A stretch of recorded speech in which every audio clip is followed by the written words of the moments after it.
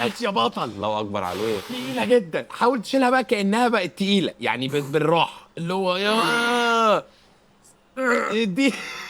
عليك. لا استنى. ساعدني بس ارفع دي معلش. يعني مستغرب انت ما شاء الله يعني جسمك حلو. قول له عندي اصابه يا حليم، بعمل عندي اوف شولدر. ايه انا دخلت الجيم اهو. تقيلي بقى عشان النهارده الدنيا صعبه قوي بصراحه. الاوزان تقيله قوي النهارده. هبدا اهو دلوقتي هسخن اوعديني انك ما تسيبنيش لو لعبت 3 في 10 بايسبس ارجوكي. عشان استاذنك معلش ممكن بس تساعدني في حاجه انا اسف.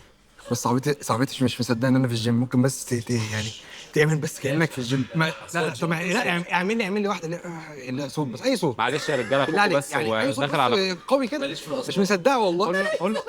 قول له لا ده اصوات عاديه والله. طب افتحي فيديو كله انا هكلمك فيديو. خلاص شكرا يا جماعه. عشان بس هم مش مستوعبين اللي بيحصل، مش مصدقين ان في حاجه اسمها كده. انا هبصع.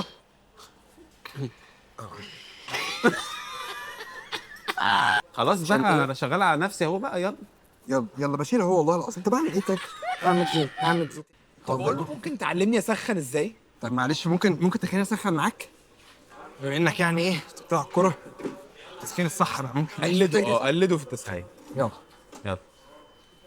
بس بالراحه عليا انا ما بلعبش كوره. هل لو عايز تتعلم بتكلم بجد عايز تتعلم مهاره بقى اللي هو الحاجات اللي هي كده المروحه دي او مثلا عشان انا دايما بعملها في البلاي ستيشن بس باجي اعملها في الحياه بتبوظ اللي هي دي اللي هي بتاعت زيدان. هل سهله في الحياه حاجات تتنفذ ولا ال 11 ما فيهوش الكلام ده؟ بجد بس 11 بقى الحاجات دي بتبقى فوارق فرديه. ماشي يا كوتش شكرا كمل بس. تسمح لي نبدل التيشيرتات ولا صعب؟ بعد ما نخلص بعد التمرين مزاجك العالي. ماشي استنيك ما اخلص.